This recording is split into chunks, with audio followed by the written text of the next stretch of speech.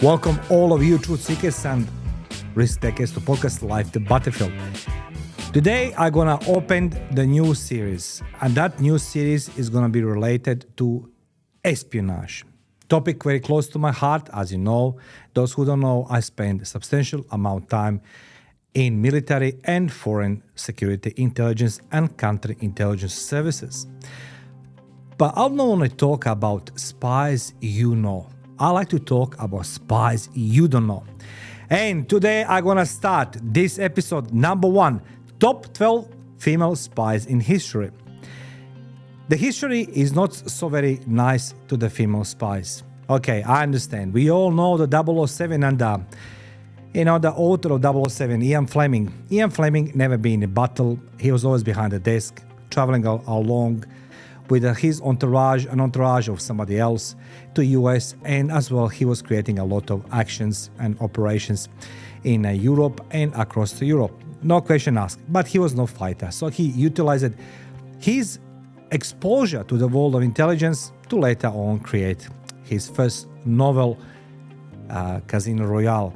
Now, that being said, Ian Fleming, 007, it's known. But as we walk to the history, of course, we seeing more and more males exposed to the public as heroes, as somebody who done a lot of great or bad things for their countries.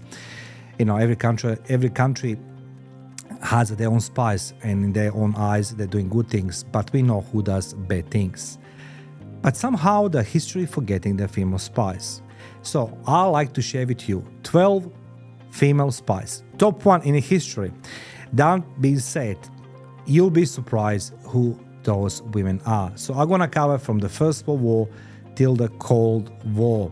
And in those 12 female spies in history, you're going to understand why the females are more professional, why they're more dangerous, and why they are more successful than male.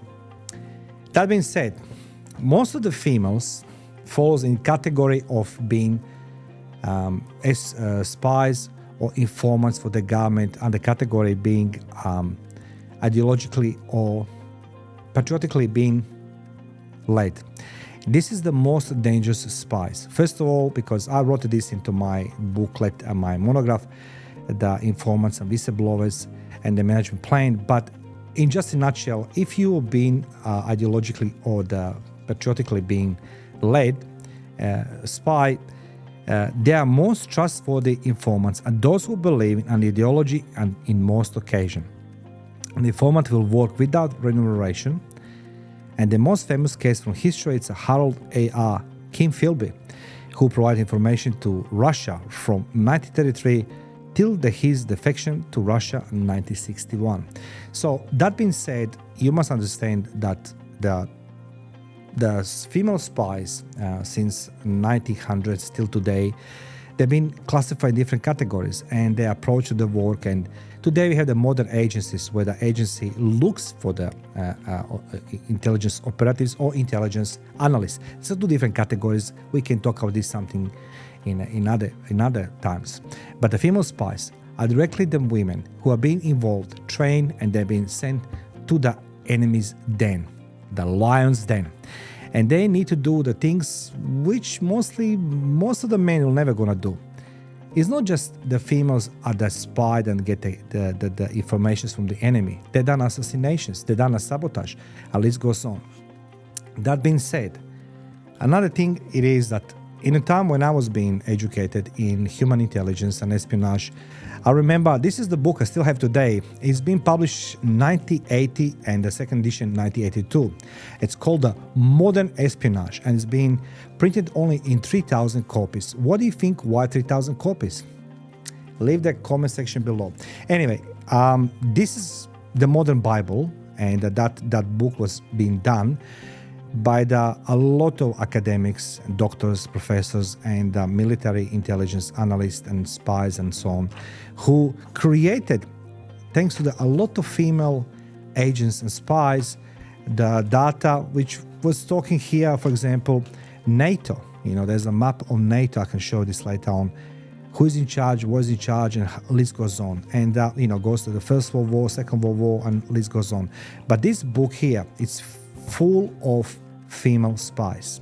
It's communistic book. Okay, so it's been printed in Yugoslavia in 1980, 1982, and it's being used as a Bible on the modern espionage and to train people in intelligence. Because you can't learn intelligence if you don't know the past and the history and apply into the environment. One thing never changed, and that is human intelligence. We have the many aspects of intelligence: technical intelligence, geospatial intelligence, satellite intelligence, name it. So many categories, so many disciplines. But one thing never changed, which I wrote it in my book together with Professor Clive Smallman, the corporate and workplace investigations. And I added my bit here talking about information. When we talk about spies, people always believe that a spy goes there somewhere, get information, that's it, and everybody believe them. No, it is not. Most of the times the spies has been sacrificed, or the spies has been sent to get information which we already know.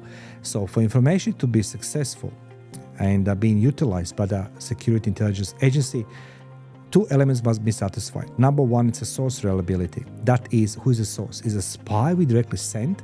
Is it some informant, third grade, or it's a newspapers? And as well, we have the second element that must be satisfied. It is information reliability. And I can talk to this some other times. Now, that being said, let's go dig deep into the topic. Top female spies in history. People have long been fascinated by the world of foreign espionage and intrigue. And, we all can agree that many excellent novels and movies are based on true accounts on missions that went horribly wrong. Now, the most aspect in these occurrences that they really occur, while some aspects of the spies in movies may be exaggerated, actual spies do exist and carry out dangerous missions all over the globe. And if you believe that only males have the fun, you're mistaken, because it's not just males world. Many female spies of all ages have been gathering intelligence and carrying out this job for many centuries. James Bond and other agents, they are the center of the universe, but how many names spring to your mind when it comes to female spies? How many? Before I start listing them. So as I say, today, the first episode, introduction in top 12 female spies. Now, how many female spies you know? What's the first name you come across? You may not be familiar with some of the incredible women and their spy heroes. And I do remember as a kid, I was growing up in communism, and I wasn't lucky, like many entrepreneurs today across the globe, that my parents escaped the communism. My family was hardcore communist, working class. They believing that BS, and I grew up in communism. But I do remember one thing on 8th of March, the World International Women's Day. I remember that communism clique and establishment was glorifying all these female heroes from First World War, Second World War, and how they throw themselves on the top of the tanks with a Molotov cocktail, how they spy, and how they die.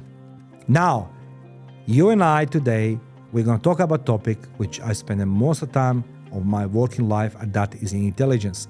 However, I want to talk to you about female spies. So let's begin with the most recent. And who is that? Mata Hare. Her full name is Margareta Gertruda MacLeod, is a real name. Miss Hare, who toured Europe performing dance shows and sharing her exaggerated tales about her life, was undercover spy who took the guise of an exotic Asian dancer. While this may sound like something out of the movie, Miss Hare actually lived this life. A Dutch woman who served the Germans in the First World War. So she was serving the Germans. The first starlet, she was attractive and persuasive and served as a masseuse for the Allied resistance. Interesting. She had a relationship with the senior military figures and stole information from them. But in the end, the Allies shot her when they find out. So this is number one, Mata Hare. On a second list is Jennifer Baker. Ever heard of her? A life story that's very intriguing. You're likely already aware of Josephine Baker, famous as a vocalist and dancer in 1920s. But did you know that she smuggled communications in her notes as a spy for the French resistance during World War II? In the 1920s, Josephine Baker was a well-known American-born French performer, but she was much more. She was a crucial member of the Allied espionage network in France during World War II. She subsequently played a significant part in the American civil rights movements later on after Second World War. Even though she was a war hero when she returned to America, she encountered prejudice due to the color of her skin. On a third place, Stephanie Ryder. She was a refugee from Poland who was raised in Ohio and enlisted in the U.S. Army Women's Auxiliary Corps, WAC, in 1942 before being hired by the OSS, the Office of Strategic Services, CIA. Following World War II, OSS was disbanded and giving birth to autonomous CIA and the INA of the State Department. She obtained employment at the American Embassy by assuming to be a woman looking for family members who had died in a conflict. It covertly gathered data on the police, politics, and troop movements in Russia, always appearing unremarkable in ordinary clothing without weapons. And I assume that's how things work in actual world. You try to blend yourself. That's my experience. Next one is Nancy Wake. Nancy Wake initially appeared to be a typical correspondent. She entered French high society after getting married to a wealthy French industrialist. In her role as a forerunner of the French resistance, Wake built channels of contact between the resistance and the British Army, preserving Allied positions in the process. Some claims that this assassin murdered numerous German soldiers, one of whom she allegedly killed with her bare hands. We're going to come to that one. She received some of the most awards for women in World War II. On next one, it's Emilia Norwood. Beginning in the 1930s, Melita worked in office of the British Association for Non-Ferrous Metal Research and eventually became the clerk. It's intriguing that BNF was a clandestine group in reality. She participated in an alloy tube project cover-up of the British nuclear weapons program. She got involved with the KGB by remaining at the BNF facilities after hours, searching through safes for documents and sending copies to KGB officials because she shared their belief in the Soviet Union communist ideals. Now, you remember at the beginning I said we're going to come to this one, why the female were more successful than men. They absolutely are more successful. I'm telling you this from my own working experience. And you cannot ask for better spy than somebody who is being led by ideals, patriotism, ideology. And that spy she did. Next one is, I'm going to try to pronounce her name properly, Noor Khan. Khan was the first female radio technician and a British Indian spy. Noor laborated for residential movement in Paris under the codename Madeleine, evading capture with the swift, fluid movements. She resisted giving the Gestapo any information when they captured her. And as a result, the Nazi police beat her to death. So, unfortunately, not such a great end. Stephanie Granville, before enlisting in the war, beauty queen turned to be spy Christine Granville, worked as a model, using her beauty and charm to deliver messages to Allied troops all over Poland. Christine put her life in danger to prevent soldiers from being executed. She served as the model for Eva Green's Bond lady in Casino Royale. Now, you know where she's coming, and obviously who was, being in charge of her? Ian Fleming. My famous one, my best spy ever, Virginia Hall. Virginia was an incredibly reliable American agent. She served in British Executive Service for Special Operations and OSS, predecessor of CIA. Lead agent in variety of situations such as rescuing prisoners or finding anti-Nazi spies. Despite the challenges of the war, Miss Hall found it to be simple by the United States, United Kingdom, and France. we're going to come to details why she's so famous and why she's so good. Next one is Yoshiko Kawashima. She was born in China and she's a member of the Manchu royal dynasty. She was adopted by Japanese spies Naniwa Kawashima after losing her parents when she was 8 years old. Years of training in all forms of martial arts led her to becoming a 5-piece protagonist when she was an adult. She was a great spy who worked for many organizations, but she wanted to make a name for herself. She jeopardized her career in this manner and it came to tragic and when the Chinese government found her guilty of treason. Let me just be clear with you. If you are a spy and you be caught as a spy in a foreign country, and I remember when I was in